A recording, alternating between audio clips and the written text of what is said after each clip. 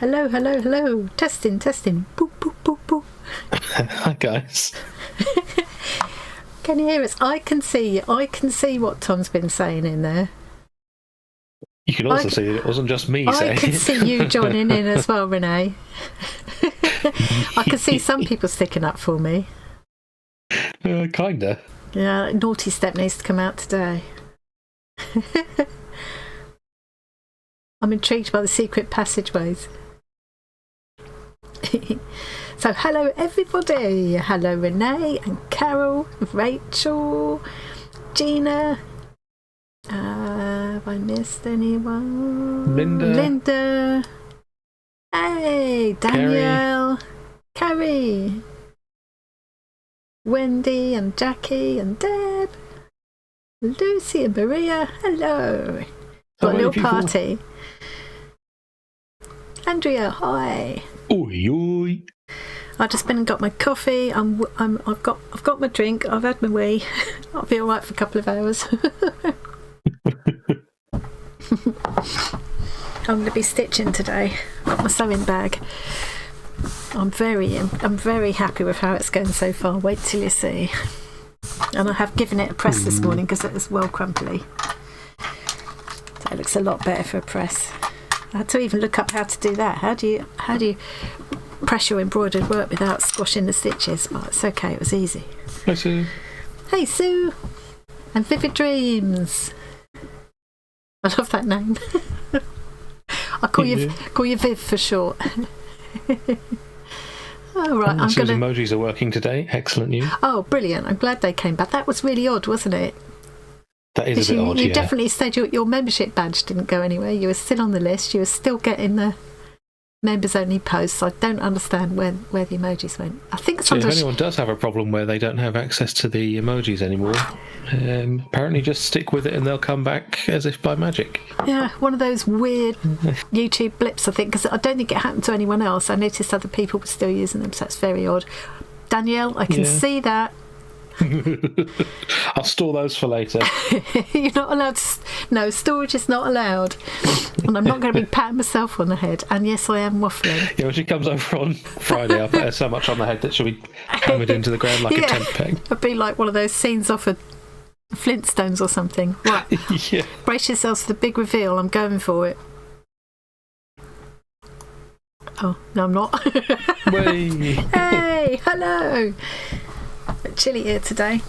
I was listening to Christine earlier on talking about her cleaning the filters in her aircon and having to leave it on overnight because it was so hot. It's just so hard to imagine. Yeah, it was odd too, wasn't it? Disappeared halfway through Saturday's live. Now that happens to me as soon as you mention it to Tom. It suddenly sorts itself out just to give him the satisfaction of going, there you are. You see, you just didn't plug it in properly or whatever. Yeah. Basically switch it off and switch it on again. Usually it's just because she hasn't plugged it in properly, to be fair. Yeah. Is it plugged in? Yes. At both ends? Never mind. That's actually happened. Yeah. Hi, Sharon. In your defence, it was plugged in. Yeah. To a wire. I noticed when I was going through after the Saturday, after the Arty Farty Party live, I was going through sorting out the winners of the prizes and everything. And Sharon, it was you that won the bracelet, wasn't it? And someone else in Canada won the Viviana pack as well. So it's like 2 people from Canada. And we don't have that many people from Canada, so that's nice. 2 people from Canada won. Yeah, I don't know, I've forgotten who won which now, but anyway, it's all sorted. I actually managed to sort all the prizey bits within a couple of hours the other day. You have to excuse me being a little bit sniffy today. I'm feeling quite a bit better. I've still got my rash, it's still going strong, but I've had 2 days running where I've slept in till like 10:30 this morning, 11 o'clock yesterday. Lazy. I mean, it's not as long as it sounds because I didn't actually go to sleep till about 4 probably. But normally, even if I didn't go to sleep till 4, I'd still be up at like 9:30 at the latest. So that was a long sleeping for me, and I feel better for it. Yeah. Who'd have Yes, thought you and sleeping makes Shelley. people feel better? Yeah, I know. But sometimes it don't matter how much you need it, you just can't sleep, can you? But No. Carol, what's the ta-da for? The reappearance of the emojis, maybe. Hey, Jen. Yeah. Oh, lovely to have everyone here. We got the crew. Have I said hello to Snoppy? Hi, Snoppy. Don't think I did. I think I missed Snoppy. How rude. Oh yeah, I'm down to there. And Little Sparrow, hello. I'm going to go to the split thing now so I can show you my... Actually, I'm going to go to the... So I can show you all of it. So this is my... I've been using my stitch kit. So the stitch kit this month, they're doing this craft of the month box now, and this month it's embroidery, and I'm having a whale of a time. Hang on, I need to get my face out of the way for a second so I can show you all of this in one go. I think maybe hang on a minute. I'm zoomed in still. Let's do that. That's better. There we go. Yeah, so I'm well pleased with that. It's not it's not a design as such. I just scattered so we got all of this. We got this book of transfers by Anila Hoey. Now that was I'll bring my face back now because I'm going to talk to you and I'm not there. No, not that. Done. So I'd never heard of Anila Hoey, but once I looked her up, wow, what a rabbit hole! And it turned out Susie Q had done a video once, had been talking about her in a video, because she also is known for these amazing, all kinds of pouches and things that she makes. So there are these ones that look like a pencil case but open out into a box, or like they've got lots of like almost folders inside a pouch, all kinds of different organising pouches and things. Her patterns are amazing. I thought they were quite expensive, the patterns, for basically an online PDF that you've got to print off yourself. It was like 14 quid for a pattern. I thought it was quite pricey, but the patterns do look amazing. And she does have a book, so I might try and get hold of the book because that would be a cheaper way to get a few of the patterns to try. But yeah, Hey Rose. Hey Rose. Have I missed anyone else? And Alison, hello. Yeah. You didn't say hello to second Linda. Oh, second Linda. Hi, Linda. Oh, yeah. Linda and Linda.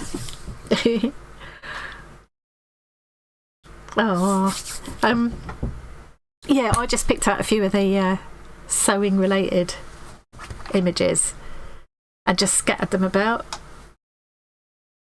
Doctored them a little bit. Hello to Alison. Hi, Alison. Yeah, I did. Doctored them a little bit, like made the pins look like they're going through the fabric, and very nice. Yeah. Added some little like tails of thread.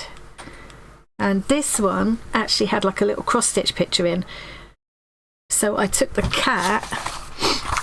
Have I still got it here? I took the cat one, did that on a separate piece of fabric, and I've like just stitched that on. So what I'm going to do today is do a chain stitch around here and then a blanket stitch around the outside to try and give that look of a what do you call it? Hoop, embroidery hoop. And then I freehand wrote this on with my pen. So that's the other thing I'm planning to do this afternoon. Big plans. Actually, if I just get that done, that'll be good going, really. So I've got to a point now where I can't use. Hang on. I've got this all threaded together like a stupid puzzle. So I've got the hoop here that came in the box, but I can't now use it for this bit without squashing what I've already done. Yeah, I've seen people getting away with clamping the already done bits in a hoop before, and it's yeah. I'm just a bit worried about doing that because I'm so happy with how those have come out, especially those. I'm really proud of that because I'm not an embroiderer, as you know. Embroidery is very easy, though. Oh, focus. There we go. It's not the best ever, but I'm really pleased with. That's just like a chain stitch that I've whipped, and I don't want to squash that. So I had to look up a video to see how to iron it without squashing all the stitching. Then you turn it upside down and put it on a towel face down, so the towel allows the stitches to sink in. So you smooth out the fabric without squashing the stitches. So having gone to all that trouble... We use one of those embroidery frames where, like, a whole load of sharp points grab it from the edges and it stretches that way rather than clamping. Oh, right, so the whole, but then that's not as, these are nice and convenient and easy to hold. Yeah. Having said that, for something as small as this, I'm fine just doing it in my hand. You don't have to use the hoop for everything. True. And then on the back, I'm going to freehand some wordage. I think I'm going to put itching on the back on the other side, itching to get stitching.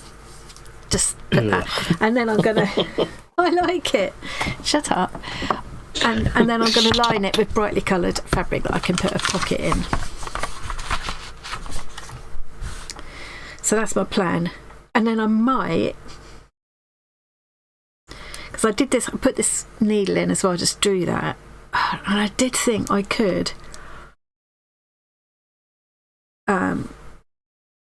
just do some straight stitching all over the place with the needle here and there. I don't know, I can't decide. Or do I just leave this with a plain background? Am I in danger of getting too fussy? It is a risk. Just because I like just doing a whole load of straight stitching. I just enjoy it. Oh, hey, happy birthday, Catherine. Happy birthday. Let me India's saying, I've been doing some painted by numbers. Box, you won in a raffle yesterday. I like a bit of painting by numbers. I did that pansy one most recently and actually really quite enjoyed it. Doing a bit of cross stitch this afternoon. What's everyone else doing? Carol's knitting. Struggling with picking up. Oh yeah, you've been struggling with that for a while, Carol, haven't you? I have absolutely no useful advice for that at all. It was the bit I struggled with the most doing the socks, actually, was picking up the stitches. I need to watch more videos. Just finishing another flock of your toy birds, one left to go. I will post on Discord when the whole flock has landed. Don't forget you can post pictures in, that reminds me, in the live stream follow along room, guys. I'll have a peek at that in a minute. We'll all have a peek at that together. Nothing to peek at just yet. Jackie's trying to cast on a block. Oh. Do you want me to stop talking for a minute while you keep count, Jackie? Sorry, it's impossible. I can't. I was going to say, if that works, can you just keep on trying forever? Keep her quiet for a bit. Oh. Hey, Rose. Did I say hello to Rose? Yes, I think I did. Yeah. Got your coffee. And you're actually free. Yay! Now I'm going to go back to the bottom again. Sharon's going to do some watercolour backgrounds. She said bottom. It's nice doing Zentangle and watercolour backgrounds, isn't it? I always like what Snoppy does. Snoppy, you do that quite a bit, don't you? Not Zentangle, but your beautiful doodles. You do them on like a watercolour background. It looks really nice. Snoppy is just holding in the charger, trying to charge. Oh. It might be worth having a look in there, make sure there's no fluff that's accumulated inside the port. Yeah, you might want to get a pin in there or blow and see if some fluff comes out. If you do put a pin in there, be very careful because you might break something. You can damage the pin. You don't want to short them with a metal thing, ideally. Find a plastic bodkin then or something that you can... Something non-conductive but small and pokey. Yeah, so one of those plastic... People, is bodkin an old-fashioned word? Like a big fat needle. I used to call it a bodkin. Oh, Catherine, on your birthday, that's unfair. Gina's making a quilted pillow. It's amazing how much fluff will get in those charger ports. It just kind of gets rammed in and hardens at the back, so it feels like you pushed the thing in all the way, but it's actually just barely. So it's not really making a proper connection. Yeah. I suppose the only other thing you could put in there is something like slightly sticky that would pull out any dust, but then you might leave stickiness behind. Yeah. Yeah.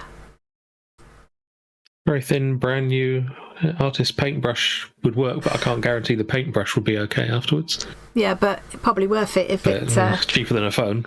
You need something. If you use a brush, it would have to be one with a little bit of firmness to it, not really You want soft. it to be quite stiff, yeah. Yeah. Especially the stuff has sort of compacted itself down there. Yeah. Blimey, that sounds Old toothbrush is a good option. That sounds a bit severe, although I suppose it is just little plastic filaments, isn't it? You need to get a few of the bristles in there. Pick up stitches more easily. Pick them up on the right side and work on the second stitch from the edge, usually 3 stitches to 4 rows. Well, that may as well be running brick for me. So you pick up 3 stitches along to create 4. Hang on, no. Clearly we have some expert knitters in. I think that would be really handy to have a visual demo of that, Rachel, because you have got some videos on your website, haven't you? That'd be really handy, because I really struggled with that bit. And I did find some videos that kind of covered it, but they were really, really long videos and then just kind of glossed over that a little bit. So if anybody knows one that's a really good demonstration of that part. Hey, Sylvia. Oh, sewing machine brush. That would be ideal. That's perfect. Yeah. Because that's the kind of thing it's for, isn't it? Hey, Sylvia. Wendy's still knitting socks. I'm still seeing some lovely sock pictures cropping up. Well, I'm going to start doing a bit of stitching. Look, I've even all my tangled mess of threads I sorted out and kind of twisted together to keep them in order. But actually, I need clearly another not colour. got enough stuff to do. Just I thought I would use this gorgeous variegated blue to do the writing with. On the other hand, let's not do the writing now. Let's do a bit of this. What colour for the frame? Pink? Maybe pink? You should incorporate one of those 3D printed plastic rings somewhere. Yes, I could sandwich it in between, couldn't I? Yeah. Not on this, but actually, I might add that to the list of... I've got so many projects I'm inspired to try with this. One or two things, yeah. No, I mean with this kit. Which I would like to get done this month, so I can't do more than 2 or 3. I haven't got physically got time to do it. But one thing I want to try is using the transfer. So I quite fancy making a little, like a pouch with this one. To keep things like cutting and measuring things in, maybe. And I did think it'd be fun to try it on something like denim or dark material, because these colours would show up really nicely, but of course the transfers won't. So what I'm going to try is, I think it was Granny Sue who suggested that you can actually transfer these onto that water soluble transfer paper stuff, and then you apply it to the fabric, stitch through, and then you wash the transfer paper away, so it just leaves a stitching behind. Does that make sense? So I thought I want to try that on some denim. That's one thing I want to try. I want to try colouring with some ink tents. And now you've said about incorporating some of those rings, that would be good as well. So that might come in with the colouring with ink tents one. Do you know what I mean? So I need to condense it into like 3 projects to be realistic, because otherwise I'll just set myself too many things to do again. True. And measure twice, cut once is excellent advice as well. Yeah, well, I do think it'd be a good one to do as a little project thing, of to keep your I've got a short metal ruler, a cutting thing like this, things like to keep things like that in. Maybe. Yeah. Use cast on 64 stitches ready to test a pattern for your sponsored knit. Oh, a sponsored knit for Alzheimer's.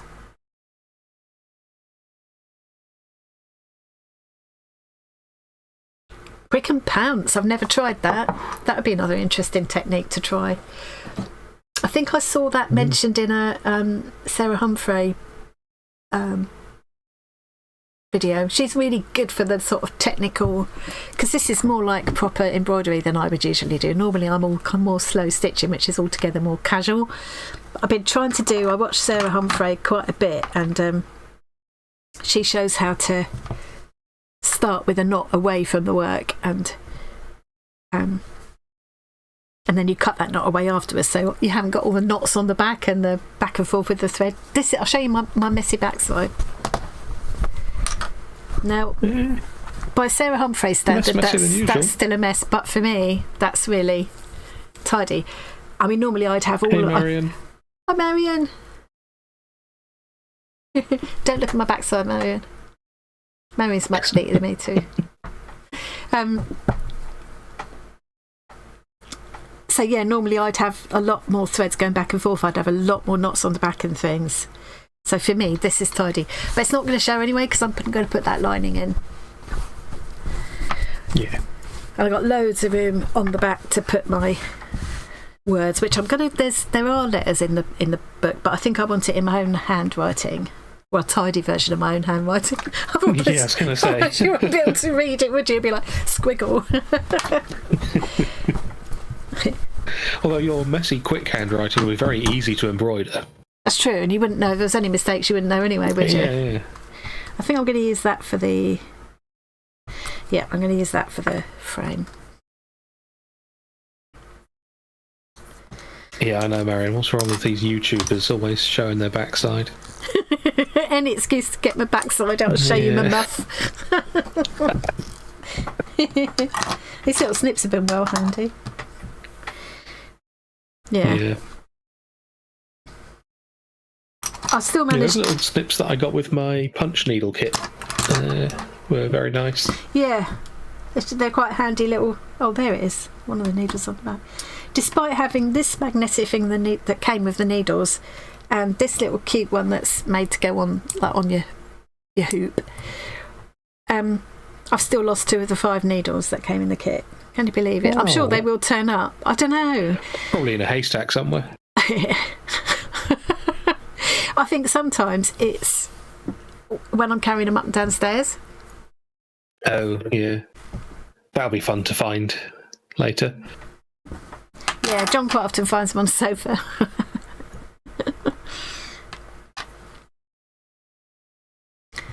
Yeah. Should I go and have a look in Discord yet? Has anybody put anything in there yet? There's a few bits there, yeah. I'll pop in there and have a look then. Yeah, I'm afraid it's always about my backside. Yeah, no one's going to see it, Carol. See, I bet Carol does, but I bet you do nice neat. Carol, I feel, is a proper embroiderer. Yeah. I think it was Carol that put me onto the...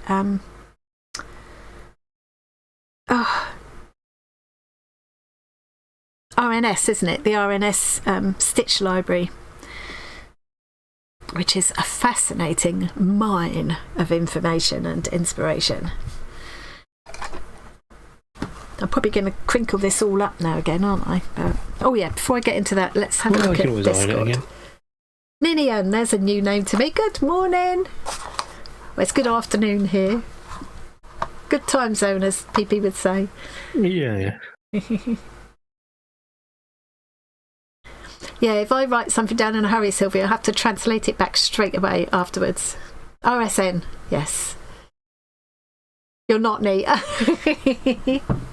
That's okay then, I'm in good company. Right, I'm going to do a little Discord peek now. Well, first of all, I have to go and make sure I'm in the right bit of Discord, not in a private message. Good idea, yeah.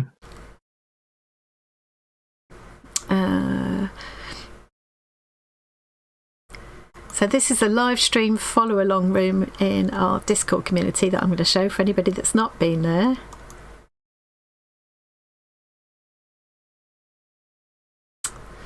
Oh, here we go. And I've got to go back in there again to show. Right, so where that red line is where I've been before. Look at these. Loving that colourway, Wendy. That zingy lime green against the dark blue is gorgeous, isn't it? Love those. Cool, get you. So that's circular needles this time. I should try circular needles. I've got a feeling I might find 4 needles a bit, but a circular needle, I reckon I could get my head around that. They're gorgeous. Yeah. I definitely need to do more socks though. I can see why people get hooked on it. No, oh, look at that. So this is one of Tori's postcard. What is it? What is the prompt this time? Postcard 4. Postcard 4. Aren't you ahead of the game there, Danielle? That is gorgeous. So let's have a look a bit closer. Oh, lovely. Look at all that texture.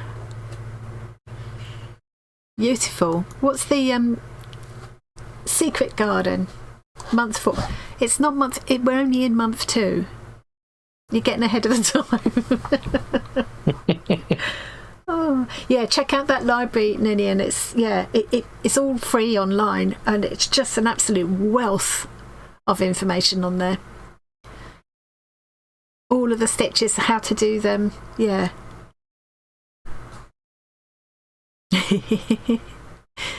It's good to get ahead though, isn't it? It's, because otherwise if you fall behind with these kind of projects, you tend to be constantly running to catch up then. So yeah, way better to be, if you're enjoying it, keep going. That's what I say. Little Sparrow, everything ready for WIP and Waffle Wednesday. The Shippo design. Marked it out in December. Yes, definitely time to finish it. That definitely qualifies as a WIP, Tanya. Little Sparrow. Right, I recognise that pattern. I didn't know that's what it was called. Cool, I love that print that you've got there as well. It's very Japanesey looking. And the background, I forgot what you call that. Is that a toile de jouer pattern? I forgot that kind of French pattern in the background. I'm snouting around at your very tidy looking crafty space there. I reckon we should it would be fun to have a little you can't do it in Facebook because you can't do separate rooms, but in Discord we could have a show us your craft room or your crafting space. Not everybody's got a room, but show us your crafting space room in the Discord. Maybe it would be fun, wouldn't it? I mean, sometimes my crafting space is out in the garden, sometimes it's the sofa, and sometimes it's up here, but yeah, I'd love to see everybody else's. And sometimes it's very reassuring because they're just as messy as mine, but other times I look at ones like Little Sparrows there and think, uh-oh. I'll only show John the messy ones, though. Yeah. Oh, we can still make it out, Deb. Oh, lovely. What does that say? This too shall pass. Oh, I love that. Are you going to do more of this kind of embroidery over the top of this quilt? Just let it kind of grow? I keep going, or are you just going to keep it all in that little focal point in the centre there? I'm intrigued. I'd be doing it all over. I bet that's what she's doing. Is it going to have any pearly buttons on it, Deb? Oh, that looks yummy. Jackie, that reminds me of, those, are they called geodes, where they cut the rock through and it's all crystal inside? Yeah. It makes me think of one of them. Churn dash. Freeform curve, but I've never tried that. I have a feeling mine might be a bit wrinkly looking. It must be quite hard to get that curve Just looking. More freeform, it's fine. Yes. Freeform crochet is something I want to get into this year as well. Another Kawandi. They are addictive, aren't they? I really want to make a full-size Kawandi. Now, I've done quite a few small ones. What's a nice cosy looking fire in the background? How snouty am I? I'm just looking at everybody's. Oh, what's she got there?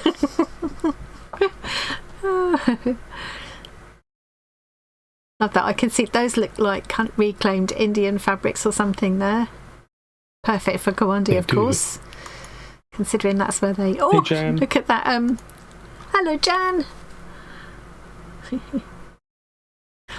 Here's another flock of birds. Oh, they're gorgeous, Sue, aren't they? Are these going to the community cafe as well?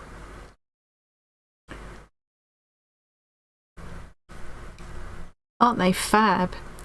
And there's something about, this is like what Tom calls the cheerleader effect. When you get them all in a group like that, they look better than they do on their own.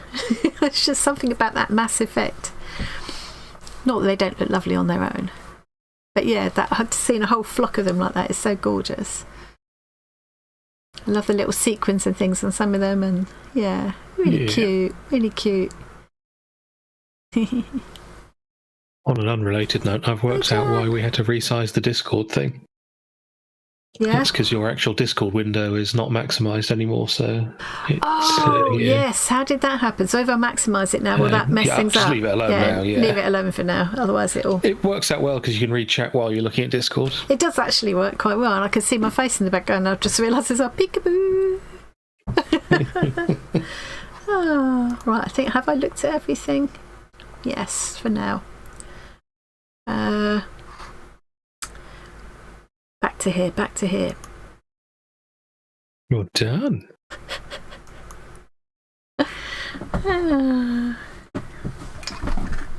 Right, I'm going to start actually doing something now.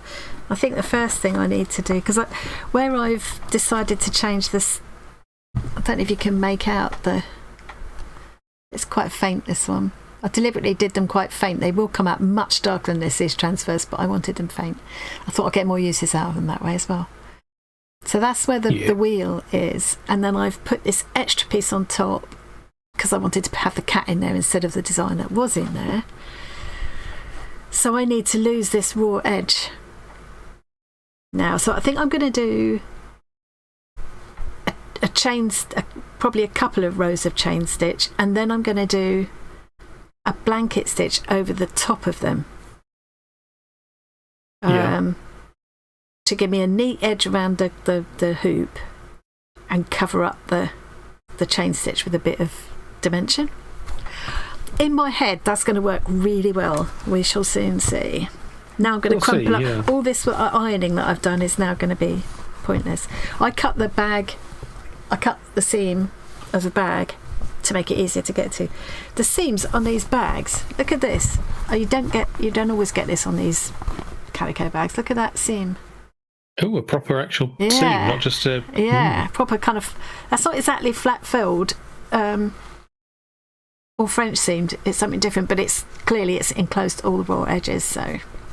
Yeah, it's really nice. So it's a bit of a shame to take it apart, Jodie. But I can always put it back together like that as well. Hey, Jodie!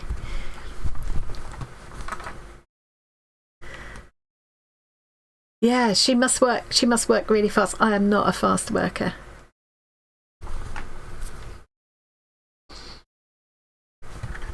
Oops. I was checking out badge makers this morning, Tom. Yeah, we were talking about badge makers the other day. I checked out the one that I looked at a while back, and had a look at a couple of YouTube videos to see what people said about it, and it does look really good. So I'm thinking it might be quite fun to do some of our little emojis as badges.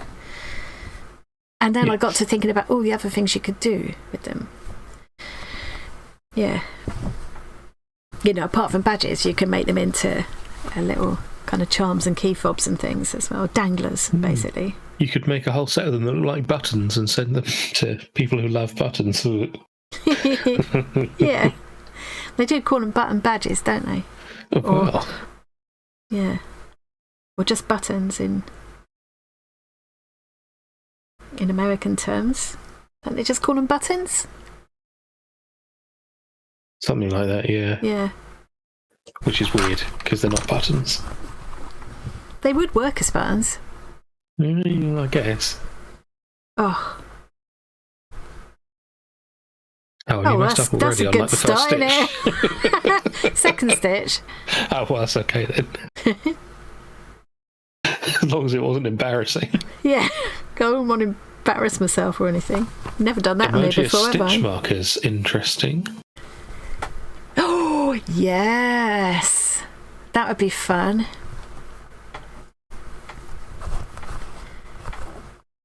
Yeah. That's what someone was saying, was that with the badge makers, you've either got to spend I think it was you saying it, Tom, actually, you've got to spend a lot of money on the machine, or you've got to spend a bit less money on the machine, but the kind of makings of the badges are quite expensive. But I had a look at them and I thought, you know, they're not that bad, really. Yeah, as long as you find the right machine and you don't end up with like something that only works with a proprietary sized thing that you can only buy from them, and then they stop selling it 2 years down the line because they need to buy a new machine. That is so frustrating when they do that. That's the conversation we were having the other night, isn't it, on the party thing. Right, I'm going to do this. I'm going to do this chain stitch kind of. I'm going to aim for going a regular amount away from that outline the whole way round, hoping that it will also enclose most of the raw edges. I can always do another row as well. Yeah. Inside it again. So this is a bit of a cobbled together way of doing it, but you know what it's like. I could never resist putting my own spin on things. True. That's the whole point of the hobby, isn't it? Yeah. So it can be fun just following a thing. Oh yeah, you know, nice and relaxing. But sometimes definitely. Sometimes I just want to do something that I can just literally follow the instructions, and not have to think about it at all. Yeah. But 9 times out of 10, I can't resist putting a twist on things. So, like when we're cooking, it's like, we'll just make a really quick thing today. Just bung this in the oven. Yeah. And then 2 hours later, we're still making all the other little bits to go along with it. Because we might as well just... Well, while we're here, we might as well do... And we've got these to use up. And, well, it would be a bit nicer if we had... yeah. By the way, in case anybody is watching and is trying to join in the live chat and wondering why we're not seeing it, or they're not seeing their comments, or we're not responding...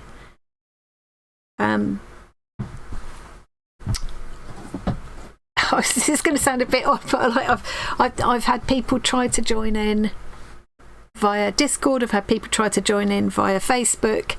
If you're watching this and you want to join in the live chat, it's not the comments underneath the YouTube video where you would usually leave a comment on a pre-recorded video. It's the chat that should appear to the right. I can't do it.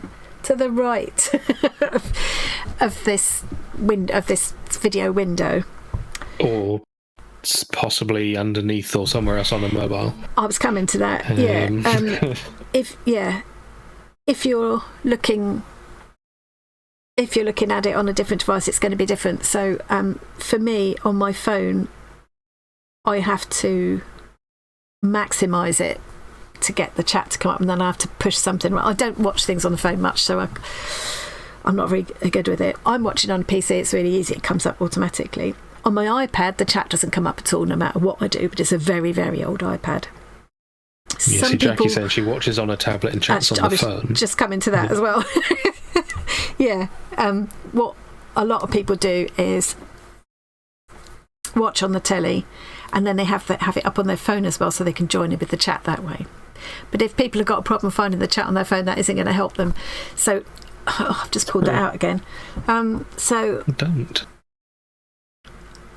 It's different with different phones, so I can't possibly begin to tell you where you'll find it on your phone. But you might have to long press on something. Yeah. You might have to bring up a menu and choose something. But you should be able to find that live chat, and you'll see it's a live chat because it's scrolling up. You can see people adding to it, and right at the bottom of the live chat is a little box that says chat. You type in there, and that's where we'll see your messages. We won't see if you put them in Discord. We'll hopefully see your messages. I think that some of the confusion happened because of the live stream follow along. Yeah. Room. That is where you post pictures of things you're doing during the stream, so we can see, and we can have a peek all together like I did just now. But, we might catch those occasionally, but we're not looking at it constantly. It's not the same as a live chat. And if you're trying to do like somebody the other day was trying to join the giveaway, because they do the giveaways on the Saturday ones, you're not going to be able to join the giveaway by typing join in Facebook or Discord or anywhere else but here, really. The bot only sees stuff in the live chat. Yeah, so it's difficult. I feel like I'm over-explaining it, but then there's, it happens quite often that somebody's got hold of me afterwards and said, I wasn't able to, or you didn't see my comment. You're not anyone missing out or feeling not seen. Yeah. And if you are typing in chat here and we miss your message, there's a lot of messages. If it was something really important and we missed it, feel free to just type again. Just keep going, or somebody else will let us know maybe if. It's very rare that we'll be ignoring a message on purpose. Yeah. Tom's working on different things, different bots and things, aren't you? To There'll be some kind of command eventually where you can type like exclamation mark ahem or excuse me or something. That'll make a noise if we're missing a message. Although if that gets overused, well, yeah.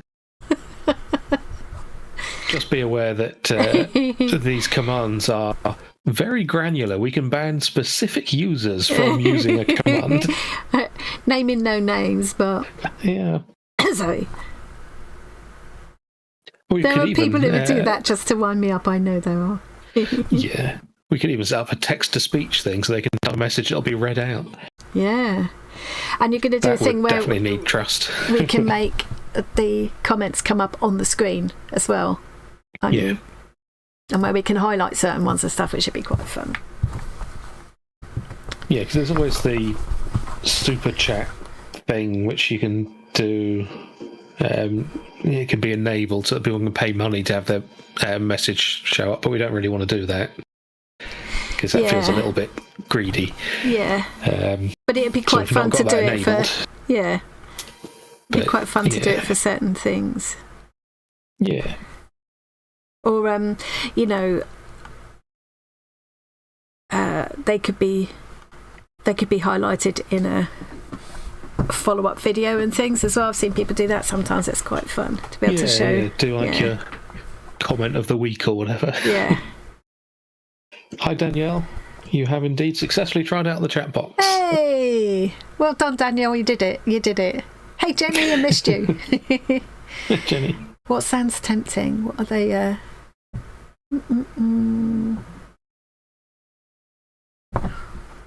What sounds tempting? I don't know, we've been talking about us reading chat for so long that we haven't been reading chat. Yeah.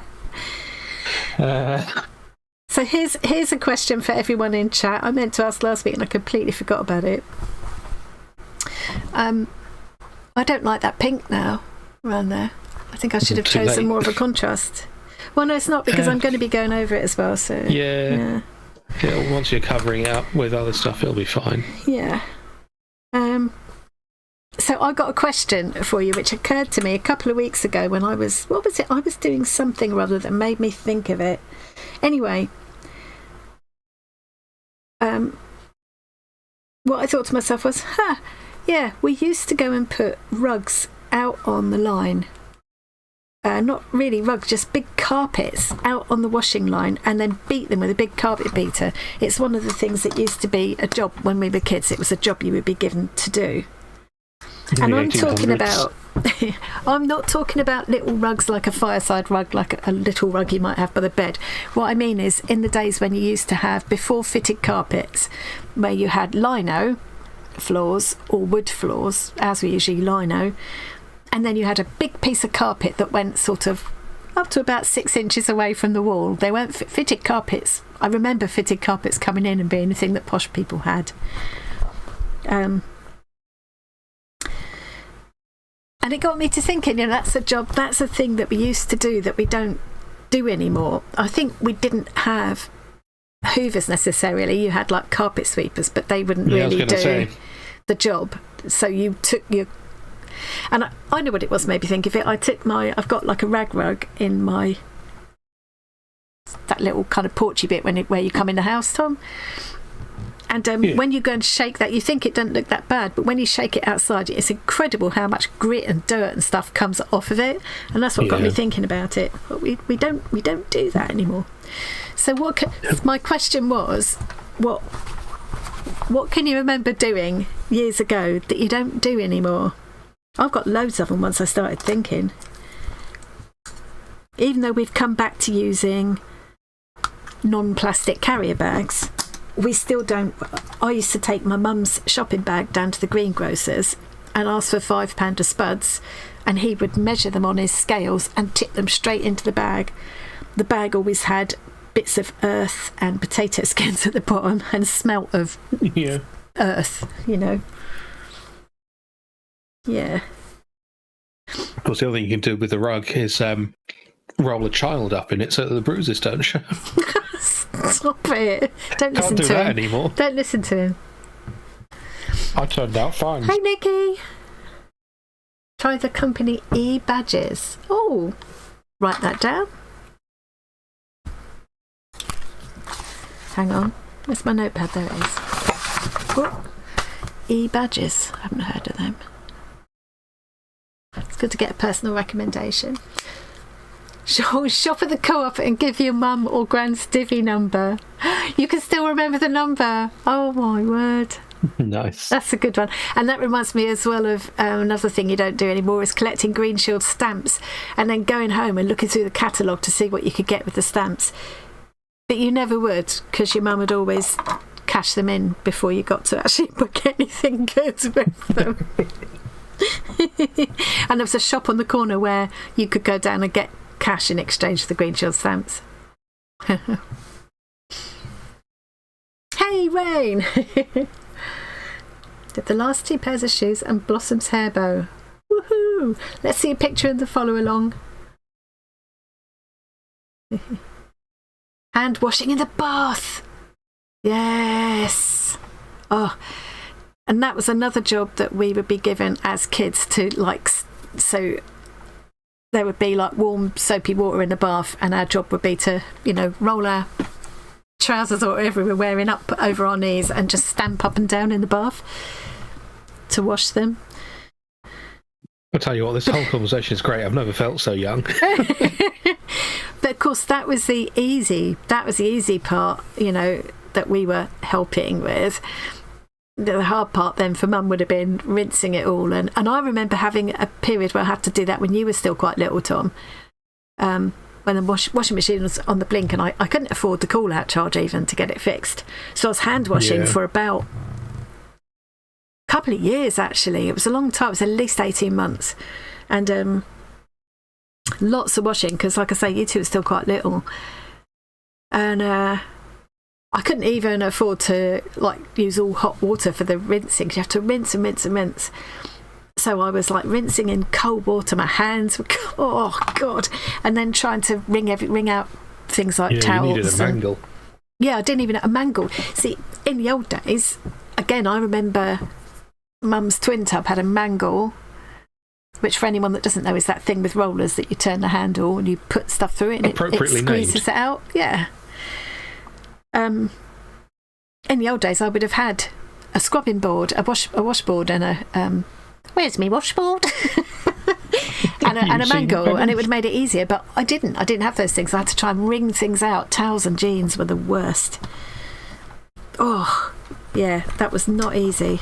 Eventually, I got a twin tub, which I thought was great. You know, I thought it was like a miracle having that. So. And then when I eventually got an automatic washing machine, I couldn't, for the first few times, I couldn't bring myself to go out the room and leave it going by itself in case something went wrong. Has anybody else come up with any more? Hang on. In the early 90s, me and my mother used to wash socks and undies in the bathtub. Yeah.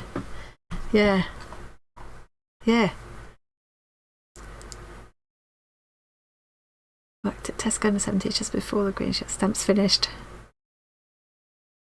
Ah. Licking all the Green Shield stamps. Yeah, what? You don't even have to lick normal stamps now, do you? Just peel them off and stick. Yeah. Oh, did you get to spend any of them before it went?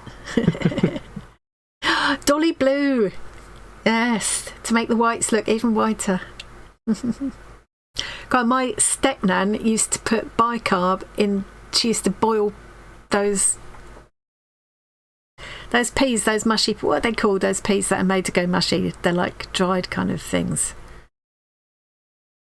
Anyway, she used to boil, and she did the same with cabbage, put bicarb in with it to keep them green. But then she is marrowfat peas. Yes, like that. Yeah. But then she would like boil the cabbage until it was like soggy and stinky, but bright green. Yeah, the mangle part was fun, wasn't it, Sylvia? I remember that. Getting a fridge for the first time. Yep.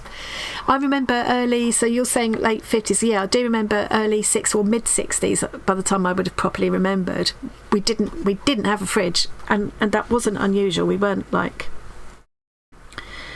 I mean, maybe it was more normal in more affluent families to have a fridge, but down your street though. But down our street, it wasn't unusual. And we had a meat safe with a zinc. I think it's made of zinc for some reason. Why do I remember that? Which was kept in a cold place that you put, and you shopped every day. Oh, wow! Hey, Annette, thank you so much. Oh, welcome, Annette, our latest channel member, founding fartist. Yeah. Oh, thank you. That's really kind of you. Much appreciated. I'm glad we got that hay, although the big green thing sort of shows it up as well. I miss it. It does. Granny's saying, as long as you didn't get your boobs caught in the mangle. Yeah, I mean, mangles.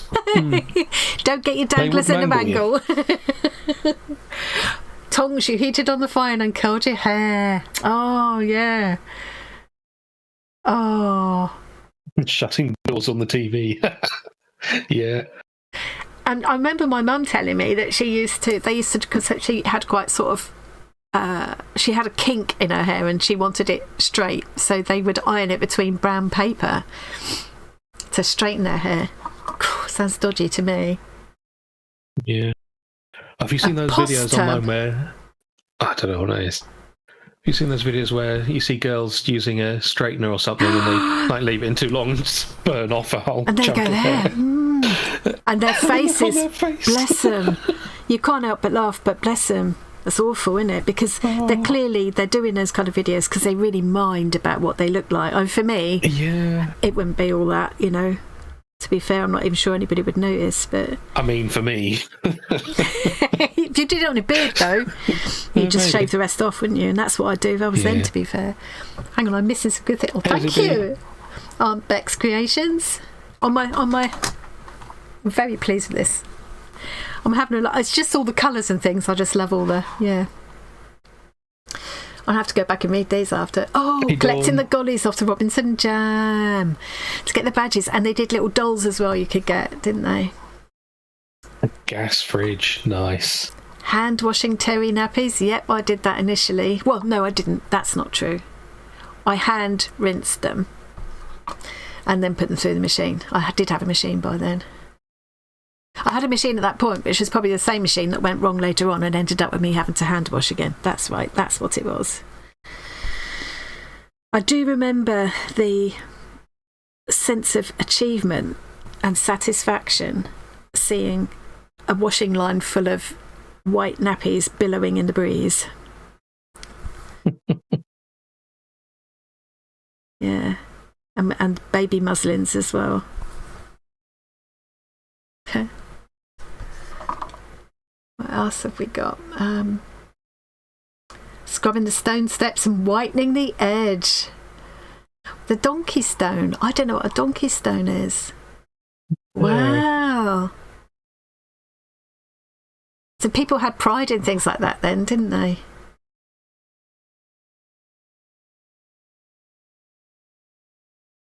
Well, a lot of people still do, but yeah. Scrubbing the steps was a thing, wasn't it? Polishing the doorknob and the letterbox. Yeah. What's a post tub? Post tub and a mangle. I remember Mum having a boiler when we lived in this little cottage in Devon for a time in the 70s. That she used to do the washing in, and then she used it for boiling a pig's head in to make brawn, which I couldn't eat. Nice. That was probably the beginning of one of my vegetarian phases. Yeah. But it's pigs that we'd kept just got a new as well. iPad, and I'm assuming that's meant to be can see the chat, otherwise she's celebrating not being able to see it. Hang on, I'm behind again now. Yeah. Oh look! Oh, there's so many. Oh, I'm glad I asked this question. Hang on. Yeah. Nana scrubbed the step every week. I hope that's cut. I hope you mean can see, not can't see.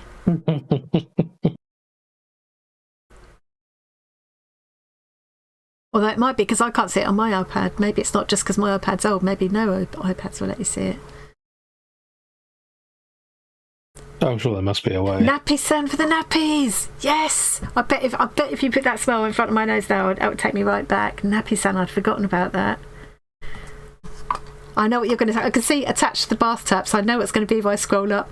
The rubber shower that attached to the bath taps. Yeah. For me, I remember that being a step up, like a wonder gadget from, it's a step up from having to use a mug or a jug or something, and so you'd do it in the bath, and you'd wash your hair and rinse it before you washed everything else, so the water was not so soapy. Because you didn't have mixer taps and things either, did you? Yeah, because it'd be attached to two separate taps, wouldn't it? Yes, so you got, it looked a bit like a stethoscope. In other countries, they're used to just having a single tap. Yeah, for us it had to be. Yeah, it looked like a stethoscope, really. Yeah. Oh. All kinds of things. Brasso, still an excellent smell today. Yeah, can still smell that in my mind as well. It smells very evocative, isn't it? We've said that before. Yeah. Candice, you say, my son is 42 and disposable nappies never fitted. They always leaked. Yeah, the terry ones did fit better. And then you put those rubber pants over the top. Oh. Yeah. I do think, if I was a young mum now, I'm sure I wouldn't want to do terry nappies if I didn't have to, but they are a huge environmental issue, aren't they? Huge. It's got to be hard to find disposable nappies that'll fit a 42-year-old son. We all know perfectly well what she means. Red cardinal on the doorstep. Oh, yes. Oh.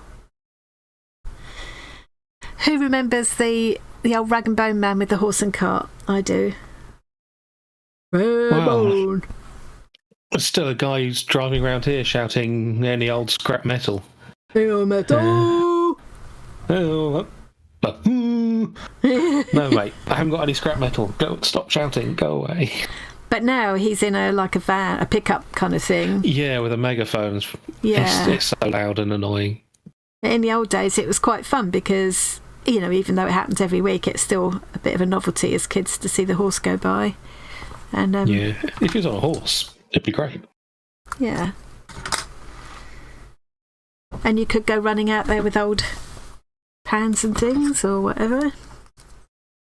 Apparently we'd call a post tub a dolly tub. Oh, dolly tub. Yes, I know what a dolly tub is. A post tub. I haven't heard that. You can see the chat. That's good. Oh, I'm behind again. Sylvia worked at a stately home in the 80s and you still black-leaded fireplaces. Oh, I bet that got all in your... Did you wear gloves? Must have been quite an experience. Was it a stately home that people still lived in, Sylvia? Or was it like for the National Trust or something? Louise is saying, my mum had twins and the whole of our garden was crisscrossed with washing lines full of white nappies. It's a hell of a job it was to do. Doing the nappy washing days were... Twins, crikey. Oh, I'm going to have to go back and read all this after because I'm missing gripe water. Hang on. Son-in-law talked about the rag and bone man. He's from Yorkshire. Well, Yorkshire's still in the 1800s, so that makes sense. Don't listen to him. They haven't caught up with the rest of us yet, bless them. Hey, Kathy. That's the Kathy who, thank goodness, alerted me that her square was missing from the book, and that's when I noticed 12 others were also missing from my books. I've got them now. Have I said hello to Purple Poppy? Guess can't read it on the tiled window ledge. That must be the red cardinal. Sarah Rose, hello. I'm working on. It's the I'm making a sewing bag from my. This is the Stitch Kit embroidery. This is the Stitch Kit Craft of the Month box, so it's embroidery. So I've got a whole load of embroidery threads. Got this little container and everything in it. Got this gorgeous book of embroidery transfers by Anila Hoey. Hang on. so much scope. There's so many ideas for different projects I'm going to be doing during this month. So this first one, this bag came in the kit, so I've taken it apart down one side. I'm doing this embroidery on it. I've crumpled it up again now, which I've been really, really enjoying. And on the back, I'm going to hand write something. Tom grimaced when I said, what was I going to put? Itching to get stitching. Yeah. I like that. I don't care what you say. Oh, dear. And then I'm going to line the whole bag. So rather than leave it, I'm going to line it with a bright colour fabric or patchwork of fabrics that I can put a pocket in inside. And I'm going to cut... Hang on. I'm going to cut probably about 7 centimetre squares there and there so that I can bring it up and make a boxed bottom to the bag, to make it so it'll stand up and it'll have a sort of roomier shape as a project bag. So that's my plan, and this actually will go with it as well. This will end up going on there. This came in the box too, so that will end up going on there. Yeah, so I've been having a lovely time with this, but it's new to me kind of doing this, what I call proper embroidery. I've got a lot of practicing to do to be more consistent, but I just love all the colours and stuff, so yeah. And I've written this just in a heat erasable pen at the moment, so I need to embroider that. So today I'm actually working on this. I don't know if you can see it because I kind of want it off a little bit. I applied the transfers very lightly, so because I thought that's enough for me to see, but I'll get to use them more times. So it's just quite faint, but this is an embroidery hoop, and I appliqued one of the other designs over the top because I preferred the cat. So today I'm just going around with a chain, a line of chain stitch. I'm going to do another line of chain stitch now, and then blanket stitch over the top of that to make a nice edge to my faux embroidery hoop. So that's what I'm doing. I've got on quite well with it actually, and it's partly because I've been a bit poorly this week, so I've been sat on the sofa a lot, so it's been quite a nice thing to do. It's nice and bright and cheerful. Okay, the smell of brasso, tiled window ledge. Very behind. Very, very behind. Gripe water. I remember the smell of gripe water. I love the smell of it. Move to Yorkshire. I think gripe water used to have a small amount of alcohol in, didn't it? And they changed that. Yeah. Man remembers coming home from school, lifting the lid on the saucepan only to fall. A pig's head. At least your mum bought it for the dog's dinner. My mum bought it for our dinner. She made brawn out of it. I'm sure it was lovely, and it's good not to waste anything. It's really good, and it's become more fashionable these days, but you know, it's good not to be wasteful. But even so, when it's a pig you've actually helped to look after, and then you see its face looking at you out the boiler, that's not no. A picture of a post tub in Discord. Right, I'm going to catch up with this chat, and then I'm going to pop back to Discord to have a look. Brasso is still good, isn't it? Can't beat it for certain things. It's very good, yeah. Yeah, licorice hiding the alcohol. It was kind of licorice, wasn't it? Fennel kind of smell to it. Yeah. Rubber pants. Yeah.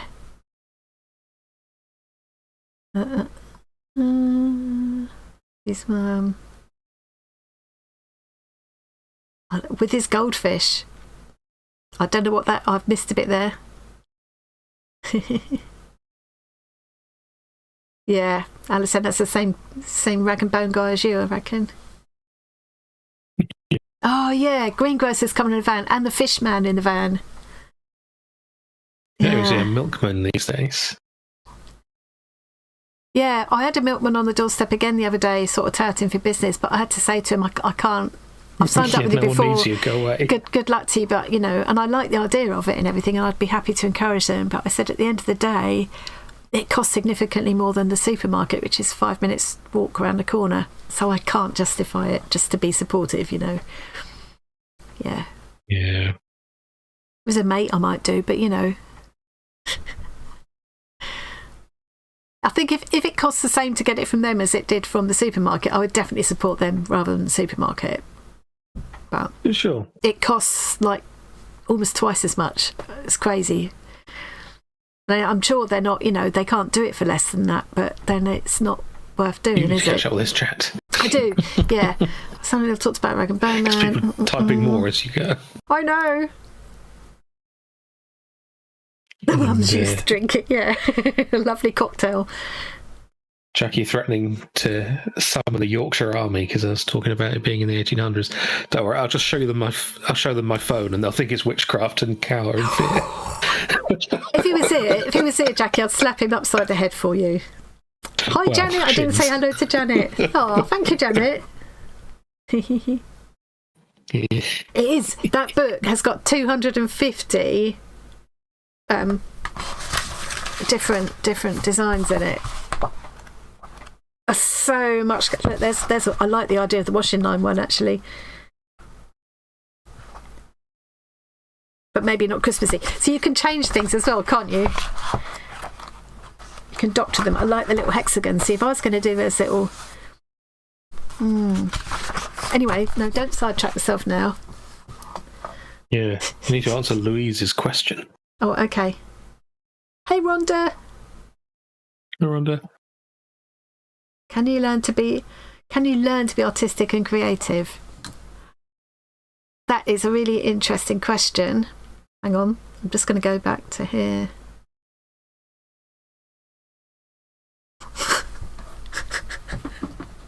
I'm going to come back to that in a sec, but I'll just Snobby's comment. She remembers her uncle putting strips of coloured plastic over the TV so it looked like a coloured screen as fans. I remember that too. Yeah. There were some early arcade games that used that approach. It was just a black and white screen, but they had strips of because they knew exactly where land and water and so on were going to be on the screen, so they could have a brown piece of plastic for the land and a blue piece where the water was going to be, and it worked quite well. It does only work if you know exactly where each colour needs to be in advance, though. Yeah, because otherwise it's never going to work, is it? Yeah, you can put like a flesh tone kind of in the middle where a face might be, if you're lucky, I guess. But yeah, coming back to that question from who was it who asked the question? It was Louise about can you learn to be artistic and creative. I think my firm belief is that everybody can find something creative, can find a creative outlet that will be good, that is like therapy, really. Some people will find it easier than others. Yeah. And it's more a case of unlearning than learning. Learning not to be het up about it, learning to let yourself enjoy it and not worry about the outcome too much, and just do it for the joy of doing it. I think that's what you have to learn. I firmly believe that everybody should have some kind of a creative outlet, and everybody can find something that they will. Yeah. That they will, because you think about it, like gardening, cooking, flower arranging. All those are some people, it's their clothes, isn't it? Or it's their homes that they have a... So I think you can... Go on. I was going to say, for the most part, you'll find that children, barring things like some forms of autism and so on, children are almost always creative. Yeah. And then they kind of unlearn that. They stop being creative because school beats it out of them, or they get too hooked up or whatever. Outcome. So everyone's got it inside them again, apart from some different things, Yeah, I think it's just you just need to experiment. You need to give yourself the space and the opportunity to try things out. And I do think these days it's so much easier to learn as well, because I don't think it's fair to say that there's no such thing as an inherent talent. I think some people have a natural flair and a natural leaning towards. Easy to some people. Yeah, but if you really want to do something creative, there are so many ways to learn. I mean, YouTube for a start. It's always my first port of call when I'm going to learn something new. And there are courses out there on just generic creativity as well, not sort of limited to just drawing. Just things that you can do to wake up your creative cogs. Yeah, definitely like certain exercises you can do to get your mind working that way if it's something you're not used to doing. Yeah. The difficult part is sort of getting past those inhibitions and just allowing yourself to I think do so. things, not trying to think this has to have a perfect outcome. It has to look That's amazing what I or find difficult whatever. anyway. Yeah. Luckily, so many creative things are just really easy, so it's not a problem. So what does everybody else think about that? Let's see, Jackie, again, she's right. She's threatening you with her familiars. I saw that. Well, yeah. You don't know till you give it a try. Yeah. Yep, feel the fear and do it anyway. Do you think that people can learn to do mathematics? I think quite often, really... Yeah. I think creativity, science and maths can go together as well. One can facilitate the other, especially when you get to the kind of science and maths that you and your brother talk about, Tom. They are quite creative. Yeah. Programming stuff is not a traditionally recognised form of creativity, but it requires a lot of creative thinking. Yeah. And problem-solving stuff. Yeah. I think a lot of the time with maths, people that struggle with it, it's mostly because they were taught badly when they were children. Yeah. And they formed a fear of it. Yeah, that was definitely the case with me. They could learn how to do it if they're taught properly, but then it's just, there's this deep-rooted fear. Yeah, it just makes your mind switch off. Having some angry teacher that just shouts at you and, or depending on your age, hits you. I had that because we moved a lot and there wasn't a national curriculum in those days, so I would find that I'd go to one school and we'd be studying something and go to the next school and they were doing something else, and so you hadn't covered whatever they'd covered. And even with the national curriculum, they may be learning bits at different points of the year, so you just end up skipping the thing entirely. And So I do think some of it is down to environment as well. I mean, certainly, although we were always quite, relatively poor, I guess. I hate using the word poor because it sounds... But, we weren't well off, so we didn't have a lot of things at all. But the environment was creative. My mum was creative, and if we did do something creative, she would have been quite encouraging about it, I think. And I think that makes a difference. Always having,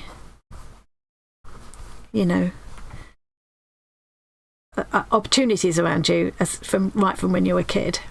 I can remember talking to a friend of mine. I don't keep in touch with her anymore. In my blogging days when I was scrapbooking and things, I used to talk to her quite a bit online. This was before YouTube, but we both had blogs. But she came from Hungary, and I can remember her saying that when they were going through, they had the revolution and everything, didn't they? And it was quite a difficult regime to live in for a while. And doing creative things at school or for a living was very much not approved of. She was very discouraged from doing anything like that. And she was an incredible artist, and that had been stifled for many years, but she lives over here now. But I want to get back in touch with her and see how she is. We sort of drifted away when we started, I started doing different things really, and I'm missing all of the chat, and it's a very interesting chat going on here. Yeah, people saying about maths teachers saying they were too thick to teach. It's like, no, that's not the case. The teacher just wasn't good at teaching. Right. Yeah, absolutely. Yeah. In their defence, some conditions, dyspraxia for example, may require a type of teaching that is different. But that doesn't mean the person with the issue is the problem. The problem, no. No. I don't think anyone is too stupid to be taught. Again, apart from, obviously, there'll be some extreme learning difficulty things, of course, but that's not them being stupid. That's a different thing entirely.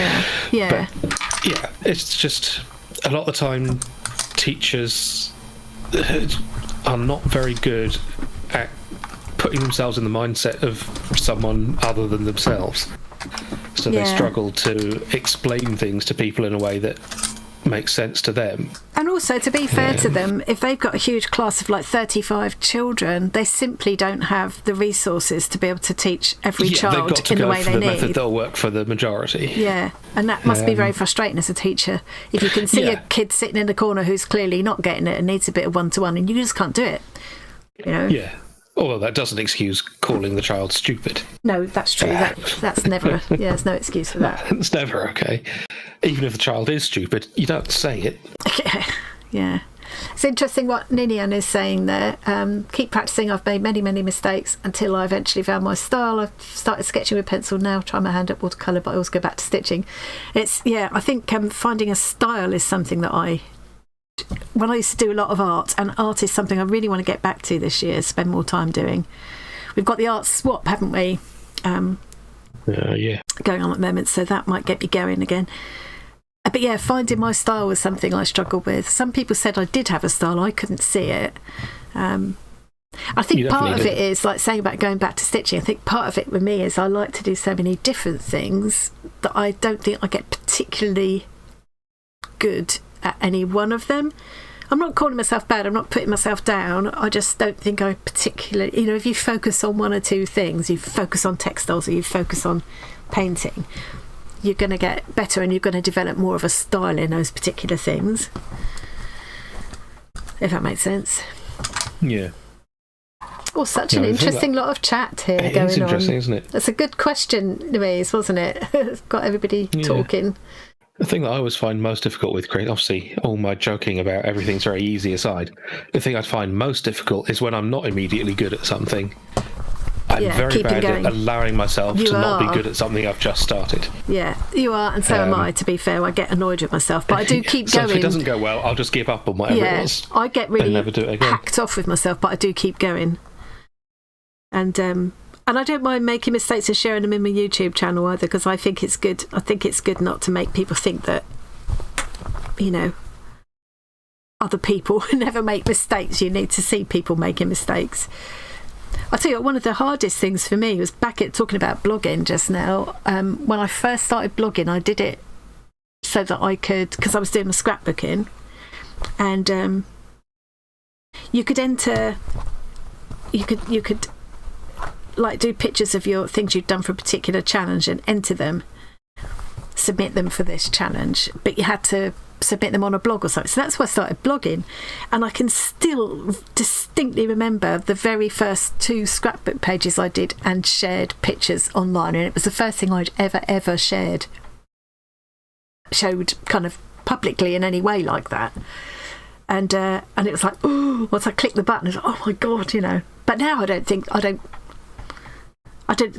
twice about it now. I mean, sometimes you'll hear me saying, "Oh, that's rubbish. I really hate it," but I still show it anyway. Yeah. Sometimes she throws things away before you guys even get to see it. Yeah, and I think it's my. I've got every right to do that. Somebody got cross with me once because I was throwing something away, but or paint over it, or their argument was like they thought that it was good, and therefore you thinking it was bad was implying that they were worse. Yeah, I think they took it as better than they could do. Therefore, you're saying they're really bad. Yeah, and I didn't mean it to be that. That's not what I meant at all. I just meant this is not looking the way I want it to look. And so that's the important thing with art, is the only person's opinion that really matters is your own. Yeah. And unfortunately, you tend to be your own worst enemy. Yeah, you get in your own way. Harshest critic. Taught myself to sew using YouTube, and enjoy it. And yes, I'd much rather see people who admit their mistakes. You just need to start sharing more then, Louise, I reckon. I'm disappointed when I see what others have created. Yeah. I think it does help to have to... I've asked myself this question before, why do we share pictures of what we do? That is an interesting question. That is another interesting question in itself. I don't know what other people think about that. But you do, or certainly in this community anyway, when you share whatever you do, you get a lot of support and encouragement and advice if you want it, if you ask for it. But and And I think the more you do of that, the less you sort of put your own stuff down, you know? Yeah, it's always difficult to value your own contribution, isn't it? Yeah. Well, so I've considered starting my own YouTube channel to do like tutorials on various different boring programming stuff or whatever. So you're calling it boring already, putting it down yourself, aren't you? Well, no, it'd be boring to almost the entire audience here.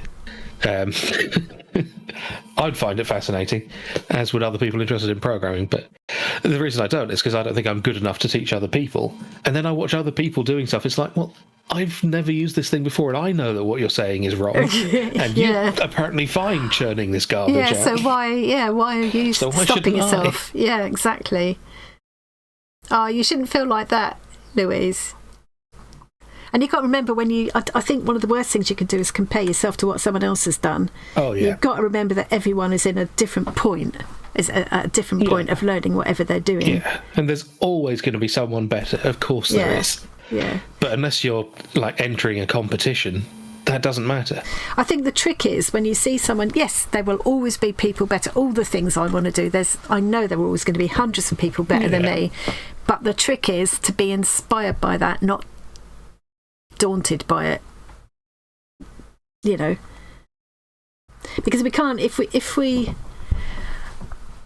just did things in a bubble and never shared them with each other, I don't think we'd get so much pleasure out of it.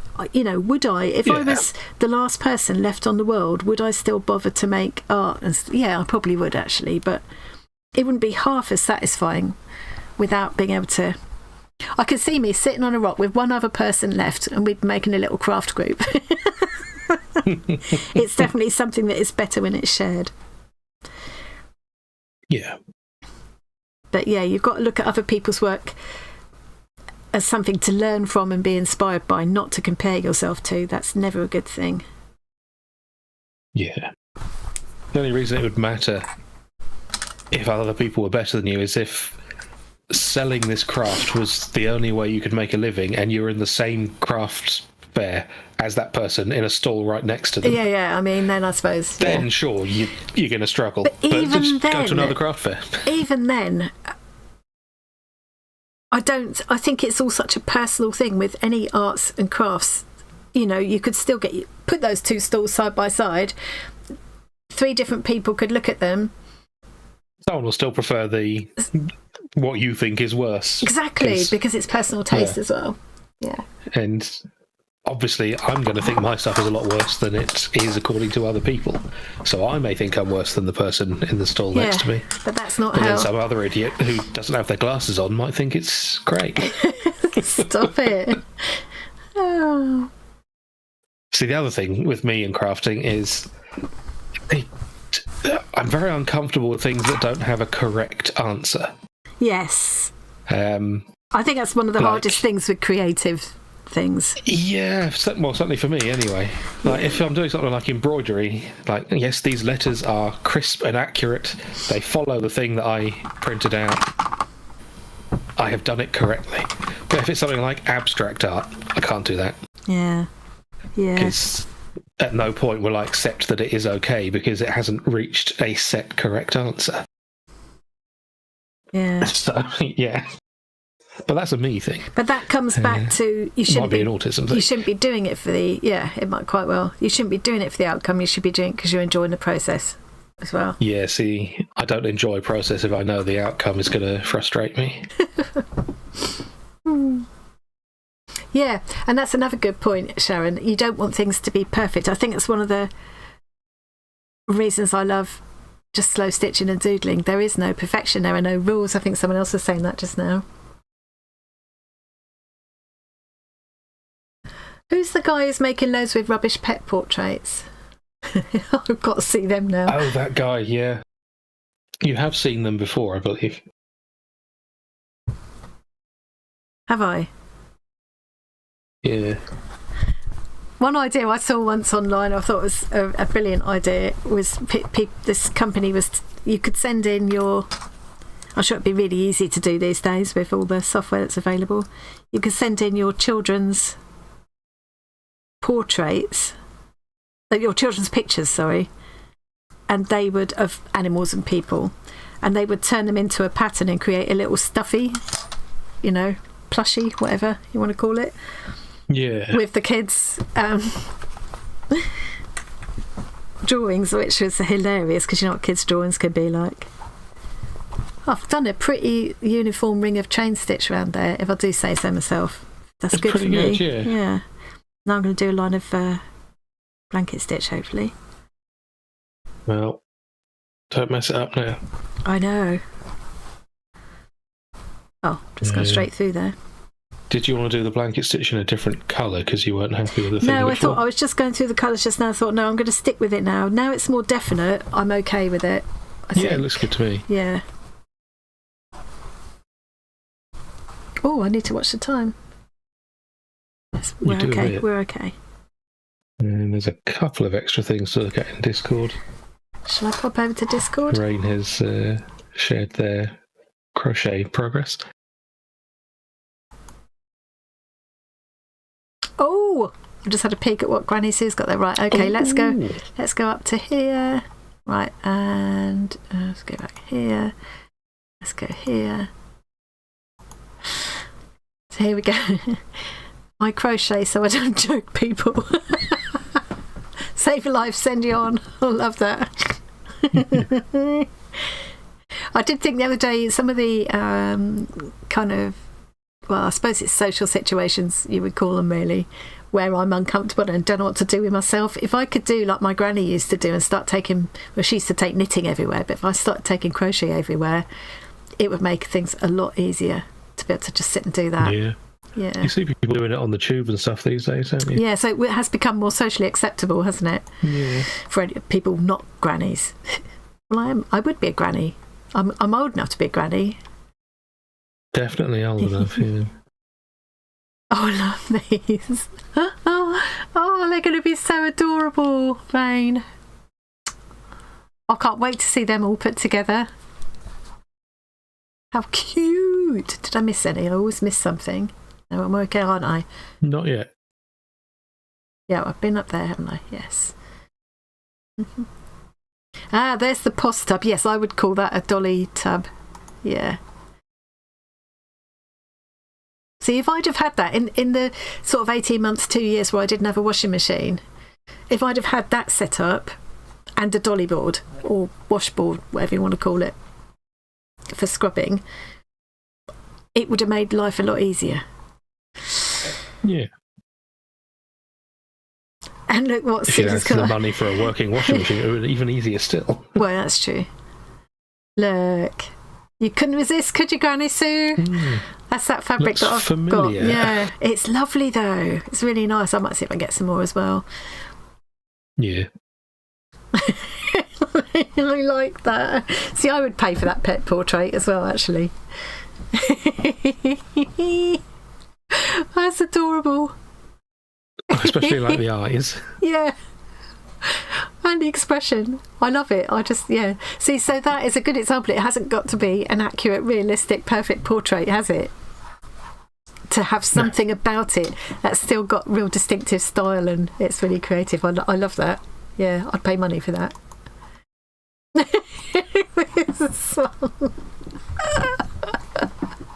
And I know dogs like that. I find that very appealing. Oh. And that's actually I don't normally get the urge to want to do pet portraits, but it's making me think, actually, yeah. If you do them like that. Yeah. I love it. So is this all this guy? I'm trying to read the signature, but I can't make it out. I have no idea. That one that I posted. Did you post this one? Yeah. I love those. Right, I'm going back here now. And here. There's a small chance I might actually get this hoop done before the end of the stream, although, do you know, I'm now thinking I need one more row of the chain stitch. Yeah, I do. Getting bored doing chain stitch now. I want to move on.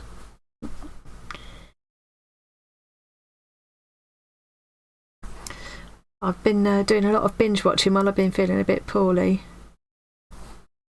Things I haven't watched before but got absolutely hooked on. Like there's this thing called Dubai Bling. I watched all the seasons of it. You do watch some garbage. These crazy rich people who live a lifestyle that just seems like a soap opera. Yeah. People playing the washboard, playing the spoons. Yes. Oh. We had to make our own entertainment in those days. Where's my washboard?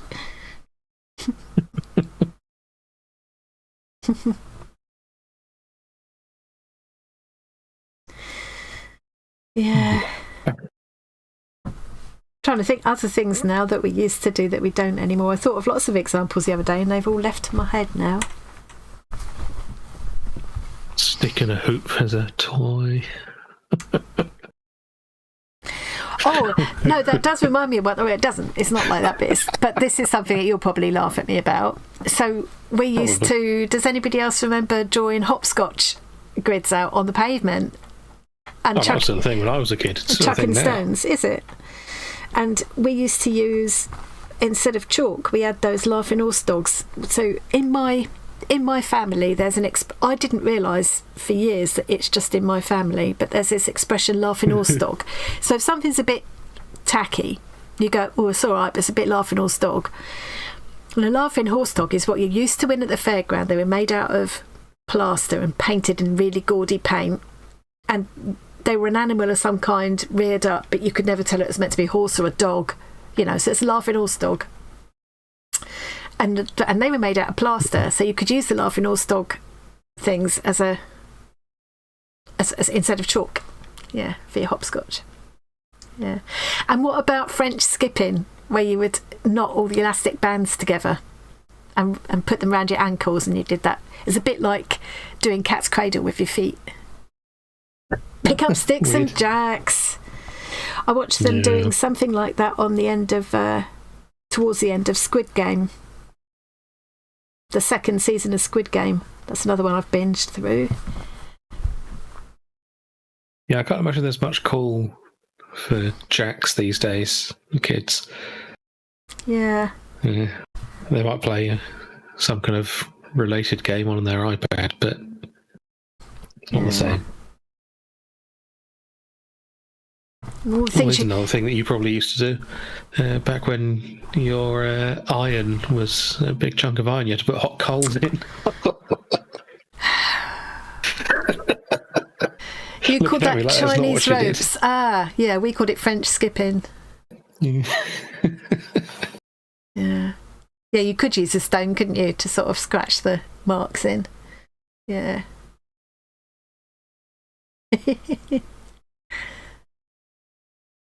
Oh, hula hoops.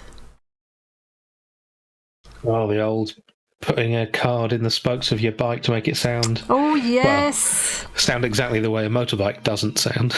But that's what you told yourself. But, yeah. I can remember walking up, there was a kind of long driveway up to the school I used to go to at one point, probably when I was about 5 and 6, and walking up that lane with my friend, and it had this like gravelly bit, and if you walked up the gravel and shuffled your shoes, it sounded like high heels. It didn't, but that's what we thought. And if we had Smarties, we would lick the Smarties and put them on our lips to make lipstick. What's the time, Mr. Wolf? That reminds me of Squid Game as well. It's a bit in Squid Game, it's like that. I still need to watch Squid Game. I think you'd enjoy it. Yeah, probably. I watched a series from Thailand last night, because there's a lot of Korean series I've been watching, but this one was about Thailand, and it reminded me a bit of, it's called, oh God, what was it called? Hang on. Tomorrow Plus One, I think, something like that. Mm. It reminded me a bit of the Black Mirror series, which I loved. It was like Thailand's answer to Black Mirror, in a way. Yeah. Very interesting. Slamming your feet into aluminium cans so you could sound like horses galloping. Oh. Sure. See, we did have to make our own entertainment in those days. Had people not heard horses back then? One thing we used to do, which I know does still go on, because my little step-granddaughter, not so little step-granddaughter, was doing it with me once, only a couple of years ago. Oh, I've just put that right round the handle of the bag. Oh, you ruined everything. Was that, where you clap like that? So, Yeah. 369, goose drank wine, monkey chew tobacco on the streetcar line, clap hands.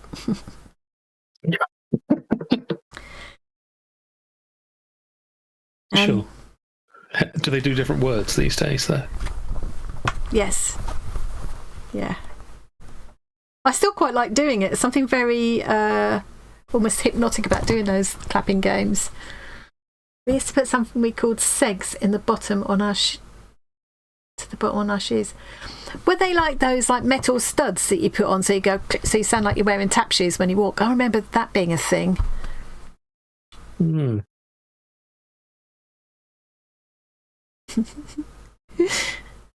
Blakeys. I've heard that word too. Oh, yeah. Like I said before, I've never felt so young. This is great. Because normally when I'm talking to people online, I'm one of the oldest people in the group. Yeah, not so here. This is amazing. I have to say not that you guys are old. Just, yeah, something different. I have to say we had these kind of, simple pleasures, but things like Christmas and birthdays, I'm sure, were more exciting than they are for kids now because we didn't... You didn't used to get stuff all year round. Yeah, we didn't have so much, and you just kind of wished for one thing that you would, get really excited about, and if you were lucky enough to get it, and you couldn't guarantee you would get it by any means, it made your year. It was, yeah. 2 tin cans joined with a piece of string. Yeah. Or yogurt not pots. So necessary we didn't have anymore, yogurt. Yeah, tin cans it would have been, wouldn't it? Yeah. See, it's small pieces of excitement like that you can't have anymore if you've grown up always knowing that, Instagram exists or whatever. And you've got your own mobile phone. You're not going to want to make... Yeah. Yeah. See, I'm old enough to have known how to entertain myself before the internet existed. Yeah. But young enough that I really don't want to. Because, no thanks. I mean, you couldn't live without the internet these days. Oh, no. I'm a huge fan of technology and the internet and everything, definitely. But I do think we've lost something through it as Kids well. Kids can't entertain themselves these days. And have you seen those videos made for young people where they've got there's just a tiny little reaction thing in the top, and then there's a scrolling bit of gameplay underneath, so they don't get bored listening to the minute-long piece. It's a minute-long thing, but they can't just even watch a minute-long thing. There has to be something else going on for them to look at the corner of their eye, just in case kids, get off my lawn. God. Yeah. It is disturbing. I mean, people describe it as brain rot content for, a good reason. I don't think it's good. That is something, going back to creativity, that is something that doesn't help creativity. Nobody's got any attention span. If you're always having stuff handed to you and you never have to make your own anything. Yeah. I read a while back somebody saying that you need to sometimes be bored and have nothing to do and just let your mind wander. There's something to be said for just sitting there with nothing to do. It's like, because nobody ever just waits now. The first thing everybody does is get the phone out, get the, whatever. Sometimes just sit and think. Just sit and let your mind wander. Yeah. Don't just have content beamed at you for a while. Yeah. We all love that sometimes, but I just think when it's all the time. Yeah. I think it is damaging for children when their minds are developing. Yeah. And they just get that constantly. Yeah. I mean, it's great for the parents. It's got to be nice to have that as an option, just to have a few minutes. Yeah, when it's a few minutes, but when it's a few hours. What I don't like is when parents end up using the internet as a babysitter. It's like, the internet's amazing, but boy, can you not trust it with your children. Yeah. Even ignoring the really creepy parts, it's like, it's not a good way to teach. The interesting, what Jackie's saying about golden age of communication, we take photos of everything. The only thing, though, is, Jackie, what's has occurred to me before is that we don't have any printed photos anymore. When I could take like my stepdaughter as an example. She takes a lot, like most women her age with kids, take literally hundreds of photos of their kids every year. None of them are printed out. Say in 100 years' time, if there were printed out photos, I've still got photos that are... Actually, I've got photos that are over 100 years old now of my family. If they were just taken on a mobile phone, then where would they be now? Would I be able to see them? No, not unless they've been shared in a... Do you know what I mean? It worries me a bit that we've got more photos than we've ever taken before, but are we keeping them? And we're not editing at all, are we? It's like, in some ways, it's worse because, I mean, what if all the servers just die and where have your photos gone? But in other ways, it's like, you've got your physical photos, they could burn in a fire and never be got back. Yeah, that's true. Whereas photos you've taken on your phone are stored in multiple servers in different places elsewhere. It would take, the end of civilization for them to all disappear. Yeah, that's true. Once. And yet, it's stored on a company's cloud servers. If that company decides to delete your photos or goes out of business, I've done it again. Unless you've got local copies, your photos are all gone at once. So that's worse. I'm not sure what I think about it, really. I do Carol love used that to play for hours with legs. That's excellent. Legs? Lego. It was a typo. Yeah. And did you always find you never had enough roof tiles, Carol? Have you guys looked at Lego kits these days? Not only are they ridiculously expensive, but so many of the things, it's like you get 3 massive custom pieces that you just slot together or something. I'm exaggerating slightly, but there's very few like Lego bricks. It's just custom pieces made for that kit. This isn't Lego, this isn't creative anymore. They must surely still do the components as well. Most of the kits that are sold, like a Harry Potter kit or whatever, it'll be there'll be a few little bricks and then there'll be like a Hogwarts roof piece 1, 2 and 3. What's the point? The whole point of Lego is meant to be, it's a creative thing for children. Tom's on a rant. Not just like we were talking about creativity. It's just, I worry that children these days are being done a disservice. It's a bit like people who think they're programming a computer. They're not. They're just putting together sort of pre-written pieces of code and stuff, aren't they? It's not it's not like coding from scratch. It's the same thing. It's not making a... I quite enjoyed that. There was a Lego Challenge program, which I haven't seen it again. But it might be that it's just on some platform that I don't watch anymore. But they would get pairs of people. Quite often it was a grandson and a grandfather or whatever, or a mother and a son, and they gave them all these Lego. There were drawers and drawers of sorted Lego components, and then give them a challenge. Loved that. I thought that was a fantastic. I can't remember what that was on. Has anybody else seen that? I bet you make it up. Look at us having a brilliant discussion. We're getting quite what's the word? Philosophical today, aren't we? Yeah, I remember Meccano. That's gone downhill as well. It's not made of metal anymore. Oh, that's not Meccano then. Yeah. I've still got... I got an old magazine. I kept it. I don't think John was all that... I got it for John's birthday one year, and it was like from the year that he was born, and it was a Meccano, an old Meccano catalogue, which I thought was fascinating. I'll have to bring that next time and show you. Yeah. I still kept it. Chandash is saying, when we were evacuated from Nigeria, my dad brought our Lego, but not photos. Really? How interesting. Because, I mean, lovely to have the Lego, but it's replaceable, isn't it? The photos aren't. Yeah, I mean, Lego is expensive, but... Yeah. Linda watched it as well. Can you remember what it was on? Linda? We haven't had what's for tea yet. We must do what's for tea. I know exactly what I'm having for tea, actually. For dinner, it's dinner in our house. A bag like yours going to be trying to figure out what to do there. Oh, brilliant. Yeah, I'm definitely mine is gonna come out shorter, Ninian. I'm just gonna fasten this off at the back. By the time I've boxed the corners at the bottom, it will necessarily make it shorter. Look at the mess on the back. Proper embroiderers, look away now.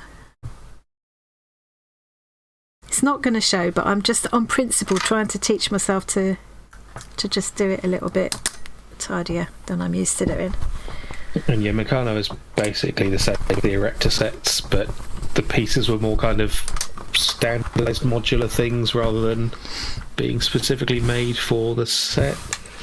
I'm basing this entirely on a photo I've just seen from a Google search. But, right. Yeah. But yeah, basically the same thing. A little construction toy that you could make into multiple stuff. That's another thing that what Little Sparrow is saying. It's another thing that's blast from the past, really, that you wouldn't, as a girl, I wouldn't have been given Meccano. And actually, No. Lego wouldn't have been mine. It was my brother's. Yeah. But I didn't get Barbies either, which I wanted, so... Of course, this is some of the original Meccano kits you wouldn't give to any children because, like, they had a little steam engine thing, which is a little bit dangerous.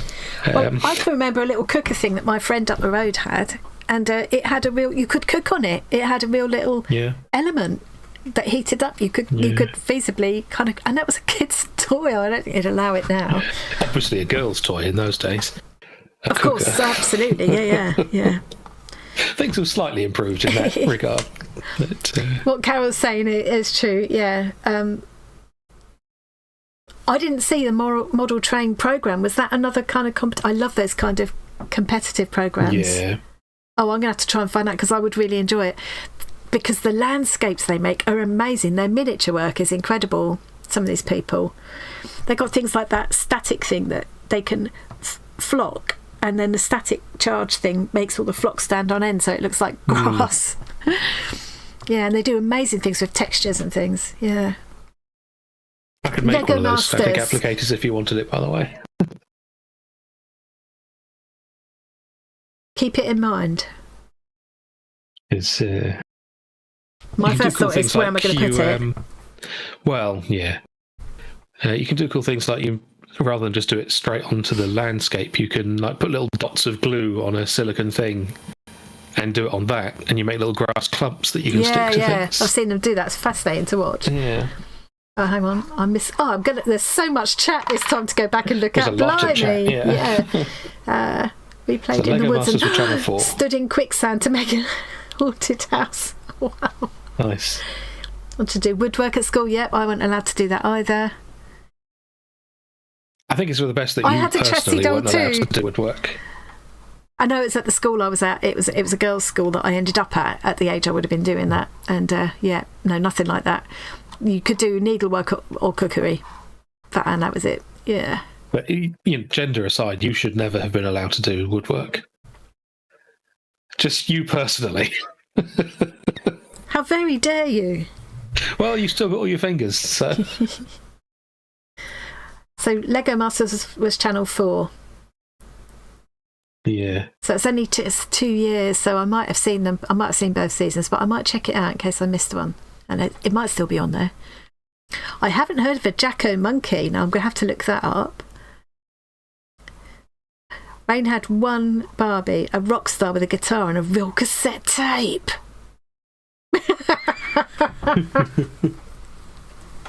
Good for you. Oh, I love that. See, now they've made Barbie much more kind of inclusive of different things, haven't they? Different shapes and sizes and colours. They're still not doing a great job at it, in my opinion, but at least they're making some effort. Yeah. And she's not a complete at least buy airhead ones anymore. that look like humans.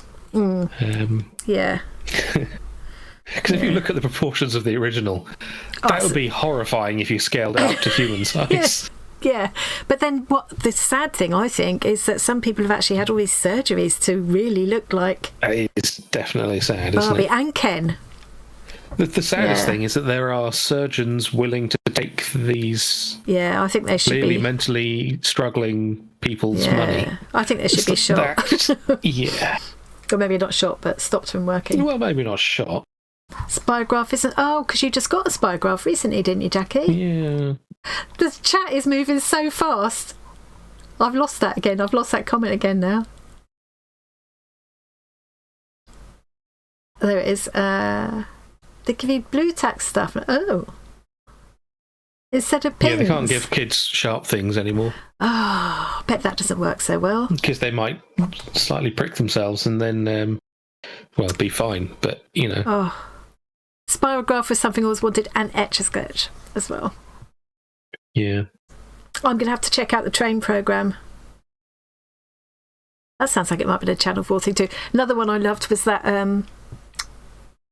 miniatures one with where they were making the dolls' houses. I forgot what it's called, but I think that was Channel 4. And they had Sandy Toksvig as the presenter. She was really good at it, but of course they kept taking the mick because she's small, isn't she? So they imagine how someone would take the mick in that regard. They would always show her inside one of the doll's house at the beginning. Yeah. I don't find that funny. Yeah, I do. Oh, that sounds good. They were given the theme like James Bond and had to build a moving set. That sounds fab. I'm going to look that up for sure. Yep, I had a Tressie doll, and but in one of our many moves, the key to her hair got lost. There was a key you turned in the back, and it would make her hair grow and go shorter. But yeah, so she got stuck with short hair. The Etch-a-Sketch is one of those things that I just cannot do. But you see some of these people on YouTube doing amazing stuff with an Etch-a-Sketch. Yeah. It's like, do you think they're cheating in some way? No, they're just really good at it. I've also seen people automating a thing and making it computer controlled. They can just like draw the Mona Lisa in 5 seconds on an Etch-a-Sketch. But that's impressive for other reasons. I'm gonna. I've still got the bit to do at the top of this. It won't look like a hoop until I put that. Oh, hang on, that top. It does bit. need, yeah. Yeah. Can you see it? There you go. There you go. So I've still got to put that in. I think I'm going to make that yellow. Do you have like a metallic-y thread you can use for I want to just use what's in the kit really, and I hate using metallic thread, but I thought what might work quite well is this one, because it's like a variegated yellow, so that I thought that would look quite goldeny. Yeah, it looks kind of brassy. Yeah. And I think I'm going to stick with the pink for the back stitch that I'm going to do over the top now. Although I'm starting to wonder if I really need to do it or if I could just use the chain, but I'm just curious to see, so I'm going to go stick with my plan. I'm so going to enjoy. You can't even do a square with an Etch-a-Sketch. That's disturbing. So let's do a quick. I'm going to have to catch up in this chat later. There's a lot there to look at. Pippa dolls. I saw somebody say, was it Deb saying she came first in woodwork? So we've got time for a quick. What's everybody having for dinner or tea, whichever you call it? Ours is going to be a faux bolognese. It's a bolognese, but with without real meat. A bolognese. Yeah. Yeah. May have stuff to make a non-faux bolognese in theory. What are you going to make me on Friday? I'm going to make you annoyed. Well, yeah, we always do that. Going to make you very angry indeed. Pot pie. So, what kind of pot pie? Chicken pot pie. For vegetable pot pie. Every time I see pot pie, I always just think of that South Park episode with the Cartman shouting angrily at his cat, "No, Kitty, that's my pot pie." I don't remember that. Yeah. Okay, I had that onion pie that Liz sent me the recipe for. Was amazing, wasn't it? Okay, look at all this list of amazing food now. Making your own paper dolls. Yes, that's another thing I remember doing that we don't do anymore. Okay, Waitrose, see, a woman after your own heart, Tom.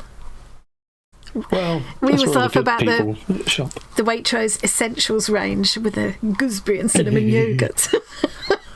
It's a gooseberry fool, I'll have you know. Oh. The fact that they've got gooseberry fools in their essentials range is quite hilarious, yeah. A Waitrose caramelised onion and cheese tart, yum yum. That's probably very like the cheese, not cheese, the onion pie that Liz sent me the recipe for. It's a lot richer, but similar. Rain, I'm going to have chicken mince with scrambled eggs and rice. That sounds very healthy. Very healthy. It does, yeah.